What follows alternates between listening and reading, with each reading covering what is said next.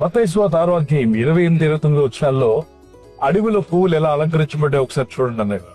సొలొమోను తన వైభవంతో కూడినటువంటి అద్భుతమైన ప్యాలెస్ లో కూడా తనకున్న శాయశక్తులతో జ్ఞానంతో కూడా ఈ విధంగా పువ్వులకు రంగుదిద్దలేకపోయాడు.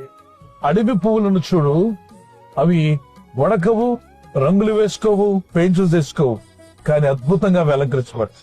ఉదయం మొలిసి సాయంకాలం వాడిపోయేటువంటి గడ్డి పువ్వుకి ఎన్ని రకాల రంగులు, వాటిని అలంకరించినట్టుగా దేవుడు మిమ్మల్ని అలంకరించడా? నీకు వస్త్రాలు ఇవ్వడా?